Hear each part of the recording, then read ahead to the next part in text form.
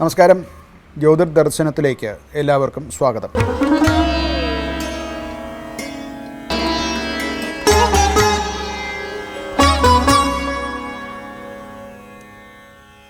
ഈ ആഴ്ച, അതായത് ഫെബ്രുവരി 1 തീയതി മുതൽക്ക് 7 തീയതി വരെയുള്ള ഒരാഴ്ചക്കാലത്തെ എല്ലാ രാശിക്കാർക്കുമുള്ള സാമാന്യഫല നിരൂപണമാണ് നടത്തുന്നത്. ഈ ആഴ്ചയിൽ മകരത്തിൽ സൂര്യനും കുജനും സ്ഥിതി ചെയ്യുന്നു. കുംഭത്തിൽ രാഹു ബുധന്മാരും. എന്നാൽ 3 തീയതിക്ക് ശുക്രൻ്റെ 6 തീയതി മുതൽക്ക് ശുക്രൻ കുംഭത്തിലേക്ക് വരുന്നുണ്ട്. മറ്റ് ഗ്രഹങ്ങൾ മിഥുനത്തിൽ വ്യാഴം, അതുപോലെ ശനി മീനത്തിലാണ്. ഇതൊക്കെ അതുപോലെ തന്നെ നിൽക്കുന്നു.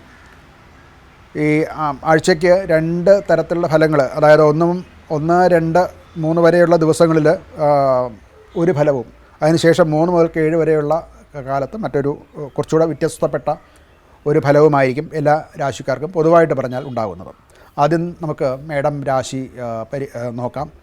അശ്വതിയും ഭരണിയും കാർത്തിയുടെ ആദ്യത്തെ പാദവും ചേർന്നതാണ് മേടം രാശി. മേടം രാശിക്ക് അവരുടെ ജോലി സംബന്ധമായിട്ട് അല്ലെങ്കിൽ പ്രവർത്തന മേഖലയിൽ മേലധികാരികളിൽ നിന്നോ ഒക്കെ ഉള്ള ചില സമ്മർദ്ദങ്ങൾ കൂടുതലായിട്ട് വരും. അതുപോലെ അവരുടെ ജോലിയിൽ അധിക ചുമതലകൾ ഏറ്റെടുക്കേണ്ടതായിട്ട് വരും. ഫെബ്രുവരി 3 തീയതിക്ക് ശേഷം ലാഭസ്ഥാനത്തേക്ക്, അതായത് 11ലേക്ക് ബുധൻ വരുമ്പോൾ നെറ്റ്വർക്കിംഗ്, അതുപോലെ നെറ്റ്വർക്ക് മാർക്കറ്റിംഗ് അല്ലെങ്കിൽ നെറ്റ്വർക്ക് സംബന്ധിച്ചിട്ടുള്ള പ്രവർത്തനങ്ങൾ, അതുപോലെ ഗ്രൂപ്പായിട്ട് ചെയ്യേണ്ട ജോലികൾ, അതുപോലെ സോഷ്യൽ മീഡിയ ചെയ്യുന്നവർക്ക്, IT മേഖലയിൽ പ്രവർത്തിക്കുന്നവർക്ക്, ഇവർക്കൊക്കെ കുറച്ചുകൂടെ നേട്ടം ഈ 3 തീയതിക്ക് ശേഷം ഉണ്ടാകുന്നതാണ്. ഫെബ്രുവരി 6 ശേഷം ശുക്രൻ 11 വരും. അപ്പോൾ കൂടുതൽ ഈ ടീമിൻ്റെ ഒരു അംഗീകാരവും ഒക്കെ കിട്ടാൻ സാധ്യതയുണ്ട്. ധനപരമായിട്ട് സുഹൃത്തുക്കൾ വഴി അല്ലെങ്കിൽ ഗ്രൂപ്പ് ഇൻവെസ്റ്റ്മെൻറ്റ് വഴി ഒക്കെയുള്ള വരുമാന സാധ്യത ഉണ്ടാകാനുള്ള സാധ്യത നമുക്ക് ഈ കൂറുകാർക്ക് ഉണ്ടാകുന്നതാണ്. ആരോഗ്യപരമായിട്ട് മാനസികമായിട്ടുള്ള സമ്മർദ്ദം ഉണ്ടായിരുന്നത് കുറച്ച് കുറയാൻ സാധ്യതയുണ്ട്. ഉറക്കം മെച്ചപ്പെടുകയും അതുകൊണ്ട് ആരോഗ്യം ആരോഗ്യത്തോടു കൂടി ഇരിക്കാനുള്ള ഒരു സാഹചര്യമാണ് ഉള്ളത്. കുടുംബപരമായിട്ട് സുഹൃത്തുക്കൾ മുഖേന ഉള്ള ഒരു കൂടുതൽ ബന്ധം ഉണ്ടാകും. മറ്റ് ബന്ധുമിത്രാദികളും ഒക്കെ കൂടുതലായിട്ട് നമ്മളോട് അടുത്ത് സ്നേഹത്തോടെ പെരുമാറുന്നതായിട്ട് നമുക്ക് മനസ്സിലാക്കാൻ സാധിക്കും. ഇവർക്കൊരു പരിഹാരം എന്നുള്ള നിലയ്ക്ക് സൂര്യ ആരാധനയാണ് നല്ലത്. അത് സൂര്യ നമസ്കാരാദികൾ ചെയ്യാം.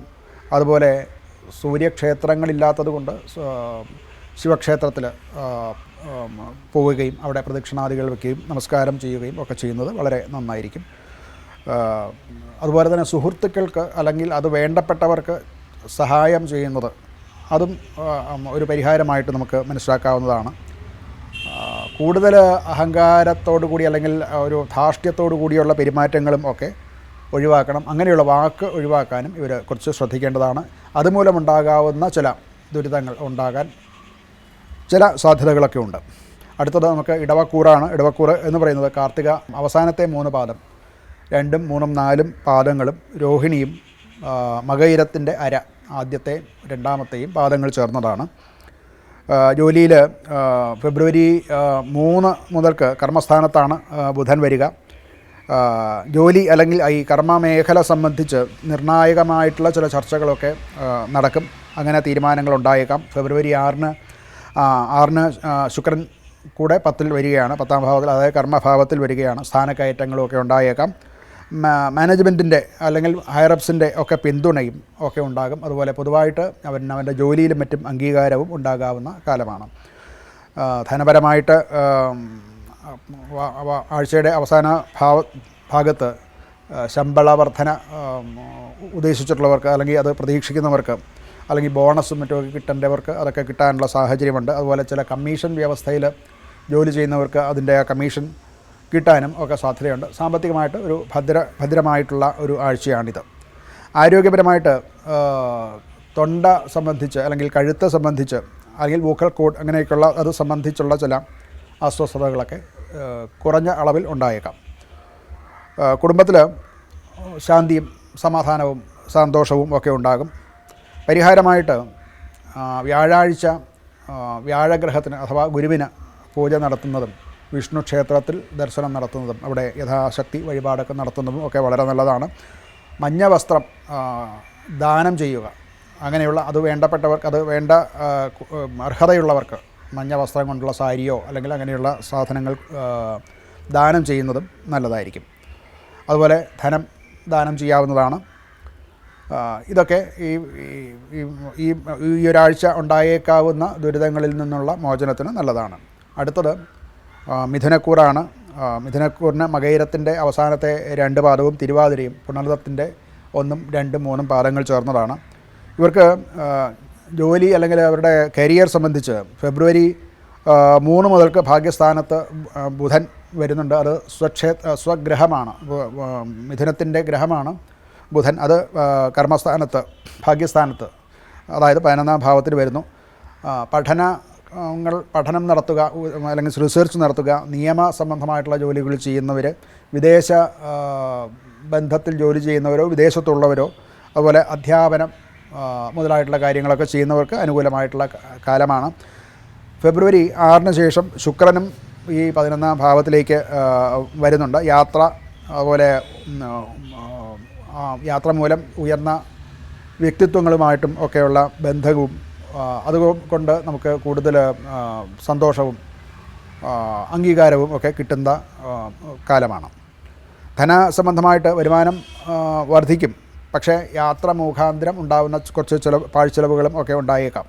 ആരോഗ്യപരമായിട്ട് സന്തോഷവും ഉത്സാഹവും ഒക്കെ ഉണ്ടാകുന്ന കാലമാണ്. ആത്മവിശ്വാസം വളരും. മറ്റ് രോഗങ്ങളിൽ നിന്നുള്ള വിമുക്തി രോഗമുള്ളവർക്ക് അതിൽ നിന്ന് വിമുക്തിയും ഉണ്ടാകും. കുടുംബപരമായിട്ട് ഗുരുസ്ഥാനത്ത് നിന്ന് അല്ലെങ്കിൽ പിതൃസ്ഥാനത്ത് നിന്ന് ഉള്ളവരുടെ ഒരു പിന്തുണ അല്ലെങ്കിൽ അവരുടെ അനുഗ്രഹം കിട്ടുന്ന കാലമാണ്. ഇവർക്ക് പരിഹാരം എന്നുള്ള നിലയ്ക്ക് ബുധനാഴ്ച ദിവസം ശ്രീകൃഷ്ണ ക്ഷേത്ര ദർശനം, അതുപോലെ തുളസിയുടെ പരിപാലനം, തുളസിക്ക് വെള്ളമൊഴിക്കുക, തുളസിയെ പരിപാലിക്കുക മുതലായിട്ടുള്ള കാര്യങ്ങൾ നല്ലതാണ്. പച്ച നിറത്തിലുള്ള വസ്ത്രം അതിന് അർഹതപ്പെട്ടവർക്ക് ദാനം ചെയ്യുകയും അവരുടെ അനുഗ്രഹം തേടുകയും നല്ല കാര്യങ്ങളാണ്.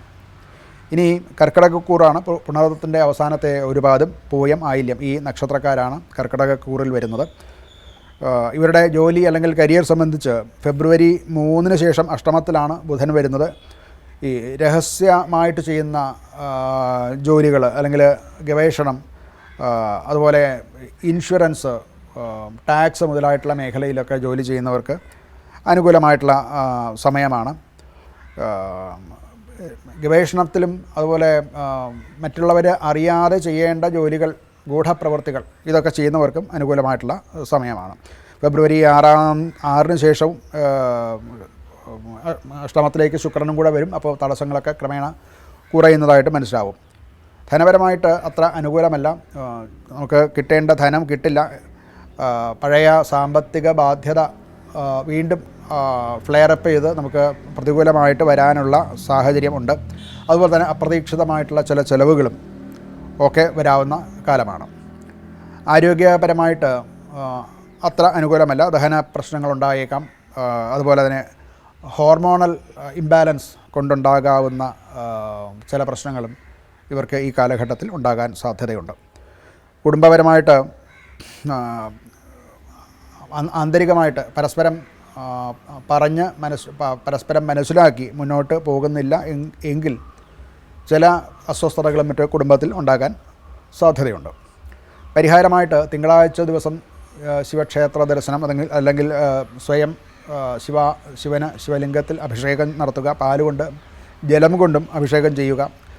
അതുപോലെ ദാനം, ജലദാനം വെച്ചാൽ ജലം എടുത്ത് കൊടുക്കുകയല്ലല്ലോ, ജലം വേണ്ടവർക്ക്, അത് കിട്ടാത്തവർക്ക് അതിനുള്ള സാഹചര്യം ഒരുക്കി കൊടുക്കുന്നത് ഈ പറയുന്ന ജലദാനമായിട്ട് നമുക്ക് മനസ്സിലാക്കാവുന്നതാണ്. ഇത് വളരെ വലിയ ഒരു ദാനം, ജലദാനം എന്ന് വെച്ചാൽ വളരെ വലിയൊരു ദാനമാണ്. ഇതൊക്കെ ചെയ്യുന്നത് വളരെ ഉത്തമമാണ്. അതുപോലെ തന്നെ രാത്രി ഉറക്കമിഴിക്കാതിരിക്കാനും ഇവരെ ശ്രദ്ധിക്കേണ്ടതാണ്. അടുത്തത് ചിങ്ങക്കൂറാണ്. മകം, പൂരം, ഉത്രത്തിൽ കാല്, ഉത്രത്തിൻ്റെ ആദ്യ പാദം, ഈ നക്ഷത്രങ്ങളാണ് ചിങ്ങക്കൂറിൽ വരുന്നത്. ഫെബ്രുവരി 3 7ാം ഭാവത്തിലാണ് ബുധൻ. ചില പങ്കാളിത്തം ജോലികൾ, പാർട്ട്ണർഷിപ്പ് ബിസിനസ്സോ അല്ലെങ്കിൽ ഒന്നിച്ച് ഒരു ഗ്രൂപ്പായിട്ടോ അല്ലെങ്കിൽ പരസ്പരം ജോയിൻ്റായിട്ടോ ചെയ്യുന്ന ബിസിനസ്സുകളും മറ്റുമൊക്കെ വിജയം കൈവരിക്കാൻ സാധ്യതയുണ്ട്. അതുപോലെ തന്നെ പുതിയ നൂതന ബിസിനസ്സുകളെ പറ്റിയോ ചില അസൈൻമെൻറ്റുകളെ പറ്റിയോ ഒക്കെ സംസാരിക്കാനും അതുമൂലം അത് വിജയത്തിലേക്ക് വരാനും സാധ്യതയുണ്ട്. 6-ാം തീയതി ഫെബ്രുവരി 6-ാം തീയതിക്ക് ശേഷം ശുക്രൻ 7-ാം ഭാവത്തിലേക്ക് വരികയാണ്. അപ്പോൾ കുറച്ചൊന്ന് വിഘടിച്ചു നിന്ന ദാമ്പത്യം ഉള്ളവർക്ക് അത് വീണ്ടും റീയൂണിയൻ സാധിച്ചേക്കാം. അതുപോലെ തന്നെ ബിസിനസ് പ്രവൃത്തി അതൊക്കെ കൂടെ മെച്ചപ്പെടാൻ ഈ 6-ാം തീയതിക്ക് ശേഷം സാധിക്കുന്നതാണ്. ധനപരമായിട്ട് വരുമാനം സ്ഥിരമായിട്ടുള്ള അത് നിലനിൽക്കും. എന്നാൽ വലിയ റിസ്ക്കുള്ള പ്രവർത്തികൾ, വലിയ ഊഹക്കച്ചവടങ്ങൾ മുതലായവ ഇപ്പോൾ ഈ കൂറുകാർ ഒഴിവാക്കാൻ ശ്രദ്ധിക്കേണ്ടതാണ്. ദാമ്പത്യ ബന്ധത്തിൽ ഈ വീക്കെൻഡ് അവസാനമാകുമ്പോഴത്തേക്കും കൂടുതൽ ദൃഢതരമാകും. സന്തോഷമായിട്ടുള്ള ഒരു കുടുംബജീവിതം അവർക്ക് ഉണ്ടാകുന്നതാണ്. പരിഹാരമായിട്ട് ഗണപതിയെ ഭജിക്കുക, പാർവതിയെ ഭജിക്കുക, ഇങ്ങനെയുള്ള ക്ഷേത്രങ്ങളിൽ ദർശനം ചെയ്യുക, പ്രാർത്ഥന നടത്തുക, വഴിപാട് കഴിക്കുക ഒക്കെ നല്ല കാര്യമാണ്. അതുപോലെ പങ്കാളിയോട് തുറന്ന സമീപനം, സത്യസന്ധതയോടുകൂടിയുള്ള പെരുമാറ്റവും ഒക്കെ നല്ല ഗുണം ചെയ്യുന്നതാണ്. അടുത്തത് കന്നിക്കൂറാണ്. ഉത്തരത്തിൽ മുക്കാൽ, ഉത്തരത്തിൻ്റെ 1, 2, 3 പാദങ്ങളും അത്തവും, ചിത്തിര 1, 2 അര, ചിത്തിര അര എന്ന് പറയുന്ന 1, 2 പാദങ്ങളും ചേർന്നതാണ് കന്നിക്കൂറ്. 6-ാം സ്ഥാനത്താണ് ബുധൻ. 3-ാം തീയതി മുതൽക്ക്, ഫെബ്രുവരി 3-ാം തീയതി മുതൽക്ക് 6-ാം ഭാവത്തിലാണ് ബുധൻ വരുന്നത്. അഭിമുഖ പരീക്ഷകളോ അല്ലെങ്കിൽ മത്സര പരീക്ഷകളിലോ ഒക്കെ വിജയിക്കാനുള്ള സാഹചര്യം ഉണ്ടാകും. 6-ാം തീയതിക്ക് ശേഷം ശുക്രനും ഈ 6-ലേക്ക് വരുമ്പോൾ സൗഹൃദപരമായിട്ടുള്ള ജോലി അന്തരീക്ഷമൊക്കെ ഉണ്ടാകും. ചില ശത്രുത ഒക്കെ വിട്ടുമാറാനും അതുകൊണ്ടുള്ള ദുരിതം മാറാനും ഒക്കെ സാധിക്കുന്നതാണ്. ധനപരമായിട്ട് കടങ്ങളുള്ളവർക്ക് അത് തീർക്കാൻ നല്ല സമയമാണ്. അല്ലെങ്കിൽ അത് ചില സെറ്റിൽമെൻറ്റിലും ഒക്കെ കൊണ്ടുവരാനും ഒക്കെ സാധിക്കുന്ന സമയമാണ്. അതിനു വേണ്ടിയിട്ട് ശ്രമിച്ചാൽ പൂർവികമായിട്ടുണ്ടായിരുന്ന ചില കടങ്ങളൊക്കെ തീരാനും സാധ്യതയുണ്ട്. ആരോഗ്യപരമായിട്ട് നാഡീ സംബന്ധമായിട്ടുള്ള ചില രോഗങ്ങൾ ഇവർക്കുണ്ടായേക്കാം. ഉറക്കക്കുറവ് വളരെ ശ്രദ്ധിക്കേണ്ടതാണ്, അതുണ്ടാകും. അതുമൂലമുള്ള അസ്വസ്ഥതകളും ജീവിതത്തിൽ അനുഭവിക്കേണ്ടതായിട്ട് വരും ഈ ആഴ്ച. കുടുംബപരമായിട്ട് ജോലി തിരക്ക് ഉള്ളതുകൊണ്ടും അതിൻ്റെ അസ്വസ്ഥതകൾ കൊണ്ടും കുടുംബത്തിൽ വേണ്ട വിധം ശ്രദ്ധിക്കാൻ വയ്യാതെ വരികയും ആ കാരണങ്ങളെ കൊണ്ട് കുടുംബത്തിൽ ഒരു സ്വാസ്ഥ്യം ഇല്ലാതെ വരികയും ചെയ്തേക്കാം. അത് കുറിച്ച് ശ്രദ്ധിക്കേണ്ടതാണ്. പരിഹാരമായിട്ട് ദുർഗാ സപ്തശതി ജപിക്കുക, ദുർഗാക്ഷേത്രത്തിൽ ദർശനം നടത്തുക മുതലായിട്ടുള്ള കാര്യങ്ങളും, ചുവന്ന വസ്ത്രം ദാനം ചെയ്യുക മുതലായിട്ടുള്ളതൊക്കെ ചെയ്യുന്നത് ഈ മറ്റ് ചീത്ത ഫലങ്ങളെ ഇല്ലാതെയാക്കാനും നല്ല ഫലങ്ങൾ കിട്ടാനും അനുകൂലമായിട്ടുള്ള സാഹചര്യം സൃഷ്ടിക്കും. ഇനി ഉള്ളത് തുലാം കൂറാണ്. തുലാക്കൂറിന് ചിത്തിരയുടെ അവസാനത്തെ 2 പാദവും ചോതിയും വിശാഖം മുക്കാലും, വിശാഖത്തിൻ്റെ 1, 2, 3 പാദങ്ങളും ചേർന്നതാണ് തുലാക്കൂറ്. ഈ കൂറിൽ ഫെബ്രുവരി 3 മുതൽക്ക് 5-ാം സ്ഥാനത്താണ് ബുധനും, 6-ാം തീയതിക്ക് ശേഷം ശുക്രനും 5-ാം ഭാവത്തിലേക്ക് വരുന്നുണ്ട്. സൃഷ്ടിപരമായിട്ടുള്ള ചിന്ത, അതുകൊണ്ട് ഉണ്ടാകുന്ന പഠനവും ആ പഠനം മൂലമുണ്ടാകുന്ന റിസർച്ച് മുതലായിട്ടുള്ള കാര്യങ്ങൾ, ഇതിനൊക്കെ നേട്ടമുണ്ടാകും. അതുപോലെ കലാപരമായിട്ടുള്ള കാര്യങ്ങൾ, മീഡിയ സംബന്ധിച്ചുള്ള ക്രിയേറ്റീവായിട്ടുള്ള വർക്കൊക്കെ ചെയ്യുന്നവർക്കും അതുപോലെ പ്രണയം ഉള്ളവർക്കും ഒക്കെ പൊതുവെ അനുകൂലമായിട്ടുള്ള സമയമാണ്. പൊതുവിൽ ഇങ്ങനെ ഈ മേഖലകളിൽ കല, മീഡിയ മുതലായിട്ടുള്ള ക്രിയേറ്റീവായിട്ടുള്ള കാര്യങ്ങളിൽ ജോലി ചെയ്യുന്നവർക്ക് ചില അംഗീകാരങ്ങളൊക്കെ കിട്ടാൻ സാധ്യതയുണ്ട്. ധനസംബന്ധമായിട്ട് വരുമാനം വർദ്ധിക്കും, അതുകൊണ്ടുണ്ടാകുന്ന സൗഖ്യം അനുഭവിക്കാൻ സാധിക്കും. ആരോഗ്യപരമായിട്ട് അനുകൂലം തന്നെയാണ്. മറ്റ് രോഗങ്ങളും ഒന്നും പ്രതീക്ഷിക്കുന്നില്ല, ഒന്നും ഉണ്ടാവാൻ സാധ്യതയില്ല. കുടുംബപരമായിട്ടാണെങ്കിൽ മക്കളുമായിട്ട് ഒന്നിച്ച് ഇരുന്ന് സന്തോഷത്തോടു കൂടി വർത്തിക്കാൻ സാധിക്കുന്ന ഒരു കാലഘട്ടമാണ്. പരിഹാരമായിട്ട് വെള്ളിയാഴ്ച ദിവസം ലക്ഷ്മി പൂജ നടത്തുക, അല്ലെങ്കിൽ ലക്ഷ്മി നാരായണ പൂജ നടത്തുക. അതുപോലെ തന്നെ സംഗീതം, കല മുതലായിട്ടുള്ള കാര്യങ്ങളിൽ കൂടുതൽ വ്യാപൃതനാകുന്നതും അതിനു വേണ്ടിയിട്ടുള്ള ജോലികൾ ചെയ്യുന്നതും ഒക്കെ മനസ്സിന് കൂടുതൽ ഉത്സാഹവും ഉന്മേഷവും ഉണ്ടാക്കും. അടുത്തത് വൃശ്ചികക്കൂറാണ്. വിശാഖത്തിൻ്റെ അവസാനത്തെ പാദം അനിഴം, തൃക്കേട്ട ഈ നക്ഷത്രക്കാരാണ് വൃശ്ചികക്കൂറിൽ വരുന്നത്. 4-ാം സ്ഥാനത്താണ് ഇവരുടെ 3-ാം തീയതിക്ക് മുതൽക്ക് 4-ാം ഭാവത്തിലാണ് 4-ാം സ്ഥാനത്താണ് ബുധൻ വരുന്നത്. അതുപോലെ 6-ന് ഫെബ്രുവരി 6-ന് ശേഷം ശുക്രനും ഈ 4-ാം ഭാവത്തിലേക്ക് വരുന്നുണ്ട്. ഓഫീസ് അല്ലെന്നുണ്ടെങ്കിൽ അവരുടെ വകുപ്പ് ഇതൊക്കെ മാറാനുള്ള ഒരു സാധ്യതയുണ്ട്. അതുപോലെ വീട്, താമസിക്കുന്ന വീടൊന്ന് മാറ്റി മറ്റൊരു വീട്ടിലേക്ക് മാറുകയോ അല്ലെങ്കിൽ സ്ഥാനം മാറുകയോ ഒക്കെ ചെയ്യാൻ സാധ്യതയുണ്ട്. വീട് ഭൂമിയും സംബന്ധിച്ചോ വീട് സംബന്ധിച്ചോ ഉള്ള ക്രയവിക്രയങ്ങളിലും മറ്റുമൊക്കെ ലാഭം ഉണ്ടാകാനും സാധ്യതയുണ്ട്. ധനപരമായിട്ട് കുറച്ച് ചിലവുകൾ, ഈ പറയുന്ന വീട്, വാഹനം സംബന്ധിച്ച ചിലവുകളൊക്കെ വരാം. എന്നാൽ അവ വിൽക്കാൻ തീരുമാനിച്ചിരിക്കുന്നവരെ സംബന്ധിച്ചിടത്തോളം അത് ഈ സമയത്ത് വിൽക്കുന്നത് ലാഭകരമായിരിക്കും. ആരോഗ്യപരമായിട്ട് ചില നെഞ്ച് സംബന്ധിച്ച് അല്ലെങ്കിൽ രക്തസമ്മർദ്ദം ആയിട്ടുള്ള രോഗങ്ങളും ഒക്കെ വരാനും അല്ലെങ്കിൽ ഉള്ളത് കുറച്ചൊന്ന് കൂടാനും ഒക്കെ സാധ്യതയുണ്ട്. മാനസികമായിട്ടുള്ള അസ്വസ്ഥത നിമിത്തമാണ് ഇത്. അതുകൊണ്ട് തന്നെ അത് വളരെ സൂക്ഷിച്ച് ഉറക്കം നഷ്ടപ്പെടുത്താതിരിക്കാനും ഒക്കെ ശ്രദ്ധിക്കേണ്ടതാണ്. കുടുംബത്തിൽ സമാധാനമായിരിക്കും. എല്ലാവർക്കും പൊതുവെ സന്തോഷം ആയിട്ട് വർത്തിക്കാൻ സാധിക്കുന്നതാണ്. ഒരു പരിഹാരം എന്നുള്ള നിലയ്ക്ക് നമ്മുടെ പിതൃക്കളെ, പ്രത്യേകിച്ച് അമ്മ മുതലായിട്ടുള്ളവരെ സന്തോഷിപ്പിക്കത്തക്ക വിധത്തിലുള്ള പ്രവൃത്തി ചെയ്യുന്നത്, അവർക്ക് ദാനം ചെയ്ത് അഥവാ അവർക്ക് ഇഷ്ടവസ്തുക്കൾ കൊടുത്ത് അവരുടെ ഈ ഒരു അനുഗ്രഹം തേടുന്നത് വളരെ നല്ലതാണ്.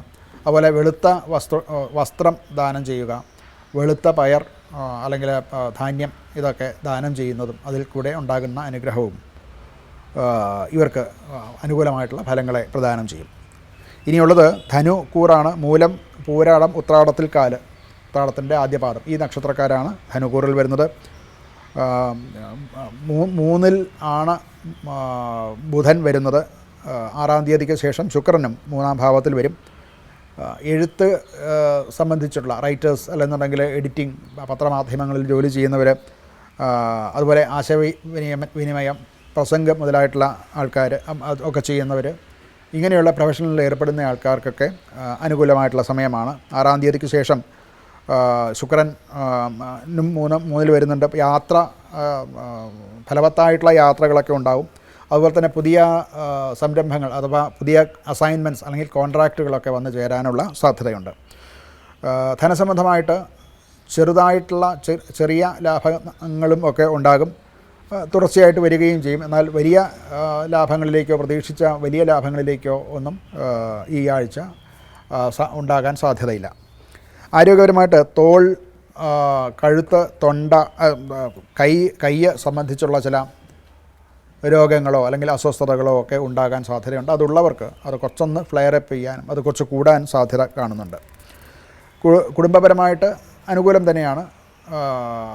വിഘടിച്ചു നിന്നവർ, ബന്ധുക്കൾ അഥവാ വിശേഷിച്ച് സഹോദരന്മാർ തമ്മിലുള്ള ബന്ധം കുറച്ചുകൂടെ ശക്തമാകും. അതുമൂലമുള്ള സൗഖ്യം, ആനന്ദം അനുഭവിക്കാൻ അവർക്ക് സാധിക്കുന്നതാണ്. ഇവർക്കൊരു പരിഹാരം എന്നുള്ള നിലയ്ക്ക് ഹനുമാനെ സേവിക്കുക, ഹനുമാൻ ചാലീസ മുതലായിട്ടുള്ളവ ചൊല്ലുന്നതും ഒക്കെ വളരെ ഉത്തമമാണ്. അതുപോലെ തന്നെ തീരുമാനങ്ങൾ സ്കെപ്റ്റിക്കൽ അല്ലാതെ, ഭയത്തോടു കൂടിയല്ലാതെ ഉറച്ച തീരുമാനങ്ങൾ എടുത്ത് കാര്യങ്ങൾ നടത്താനും ശ്രദ്ധിക്കേണ്ടതാണ്. അടുത്തത് മകരക്കൂറാണ്. ഉത്രാടത്തിൻ്റെ മുക്കാൽ, അവസാനത്തെ 3 പാദങ്ങൾ, 3ഉം 2ഉം 3ഉം 4ഉം പാദങ്ങളും തിരുവോണവും അവിട്ടത്തിൻ്റെ അര, അവിട്ടത്തിൻ്റെ 1ഉം 2ഉം പാദങ്ങളും ചേർന്നതാണ് മകരക്കൂറ്. ഈ മകരക്കൂറുകാർക്ക് കഠിനമായിട്ടുള്ള ചില സമ്മർദ്ദങ്ങളൊക്കെ അനുഭവിക്കേണ്ട ഒരു കാലമാണ്. അവരുടെ ജോലിയിലോ ബിസിനസ്സിലോ മറ്റ് പ്രാക്ടീസുകളിലോ ഒന്നിച്ച് ചെയ്യുന്ന കാര്യങ്ങളിലുമൊക്കെ ചില സമ്മർദ്ദങ്ങളും ഒക്കെ വരാം. അതുകൊണ്ട് വളരെ സൂക്ഷിച്ച് നിൽക്കേണ്ട ഒരു സമയമാണ് ഇവർക്ക്. ധനപരമായിട്ടുള്ള കാര്യങ്ങളിലും ഒക്കെ വളരെ സൂക്ഷിച്ച് തീരുമാനങ്ങൾ എടുക്കണം. എന്താണെന്ന് വെച്ചാൽ 2-ാം ഭാവത്തിലാണ് ഈ ബുധൻ ഇരിക്കുന്നത്. 6-ാം തീയതിക്ക് ശേഷം ശുക്രൻ കൂടെ രാശിയിലേക്ക് പ്രവേശിക്കുന്നതോടുകൂടി വരുമാനങ്ങൾ വർദ്ധിക്കുകയും മറ്റ് തടസ്സങ്ങൾ കുറച്ച് കുറയാനും സാധ്യത ഉണ്ട്. ധനപരമായിട്ട് ധനം ധാരാളമായിട്ട് വന്നു ചേരും, പക്ഷേ അത് സൂക്ഷിക്കാൻ സാധിക്കാതെ വരും. അതുപോലെ തന്നെ ചിലവായെന്നിരിക്കാം. അതുകൊണ്ട് അതിൻ്റെ വേണ്ടത്ര നിയന്ത്രണം ഉണ്ടാകാൻ ശ്രദ്ധിക്കേണ്ടതാണ്. ആരോഗ്യപരമായിട്ട് കഴുത്ത് സംബന്ധിച്ച്, തൊണ്ട, അതുപോലെ എല്ല് സംബന്ധിച്ചും പല്ല് സംബന്ധിച്ചും ഉള്ള ചില രോഗങ്ങളോ ഒക്കെ വന്നേക്കാം. അതുള്ളവരെ സംബന്ധിച്ചിടത്തോളം ആ രോഗങ്ങളൊക്കെ കുറച്ച് കൂടുതലാകാനും സാധ്യതയുണ്ട്. കുടുംബത്തിൽ ഇനി ഭാവിയിലേക്കുള്ള ധനപരമായിട്ടുള്ള കാര്യങ്ങളോ അല്ലെങ്കിൽ പാർട്ടീഷൻ മുതലായിട്ടുള്ള കാര്യങ്ങളും ധനസംബന്ധമായിട്ടുള്ള ചർച്ചകളും ഒക്കെ ഉണ്ടാകും. അതിൽ സംയമനത്തോടു കൂടി വേണ്ട കാര്യങ്ങൾ എല്ലാവരെയും ബോധ്യപ്പെടുത്തുന്ന രീതിയിൽ പറഞ്ഞ് എല്ലാവരുടെയും ഹിതം നോക്കാൻ പ്രത്യേകം ശ്രദ്ധിക്കേണ്ടതാണ്. പരിഹാരമായിട്ട് ശനിയാഴ്ച ദിവസം എള്ളെണ്ണ ഒഴിച്ച് ദീപം കത്തിക്കുക, അഥവാ ശാസ്താവിന് എള്ളുകിഴി കൊണ്ട് നീരാജനം നടത്തുക, ശിവക്ഷേത്ര ദർശനം, ധാര മുതലായിട്ടുള്ളവ നടത്തുന്നത് നല്ലതാണ്. അതുപോലെ വാക്കിൽ സത്യം സൂക്ഷിക്കുക. ഇതൊരു വളരെ പ്രധാനപ്പെട്ട കാര്യമാണ്. ഇത് പറയുമ്പോൾ ചെറുതാണെന്ന് തോന്നിയാലും ആ വാക്ക് സത്യമാകുമ്പോൾ ആണ് നമ്മുടെ മനസ്സ് ലഘൂകരിക്കപ്പെടുന്നത്. അല്ലെങ്കിൽ എത്ര കണ്ട് കള്ളം പറയുന്നോ, ഓരോ കള്ളം പറയുമ്പോഴും നമുക്ക് അതിയായ ഭാരം നമുക്കുണ്ടാവുന്നതായിട്ട് നമ്മൾ മനസ്സിലാക്കിയില്ലെങ്കിൽ പോലും ഉണ്ടാവുന്നുണ്ട്. അത് നമ്മുടെ ആ മനസ്സിനെയും ബുദ്ധിയെയും ലഘൂകരിക്കത്തക്ക വിധത്തിലുള്ള അവസ്ഥയിലേക്ക് എത്തണം എന്നുണ്ടെങ്കിൽ നമ്മുടെ വാക്ക് നിയന്ത്രിക്കണം. പ്രത്യേകിച്ച് അസത്യം പറയാതിരിക്കാൻ ഈ കാലഘട്ടത്തിൽ പ്രത്യേകിച്ച് ശ്രദ്ധിക്കേണ്ടതാണ്. അടുത്തത് കുംഭക്കൂറാണ്. അവിട്ടത്തര, അതായത് അവിട്ടത്തിൻ്റെ അവസാനത്തെ 2 പാദം ചതയം, പൂരുരുട്ടാതി, മുക്കാല്, 1, 2, 3 പാദങ്ങൾ ചേർന്നതാണ് കുംഭക്കൂറ്. ജോലി അല്ലെങ്കിൽ കരിയർ സംബന്ധിച്ച് ബുധൻ ലഗ്നത്തിൽ ഉള്ള കാലമാണ്. ഫെബ്രുവരി 3-ാം തീയതി മുതൽക്ക് ജീവിതത്തിൽ ചില വഴിത്തിരിവുകളൊക്കെ ഈ കാലഘട്ടത്തിൽ ഉണ്ടായെന്നിരിക്കാം. 6-ാം തീയതിക്ക് ശുക്രനും ഈ ബുധനോടൊപ്പം ചേരുന്നുണ്ട്. അവിടെ രാഹുവുമുണ്ട്.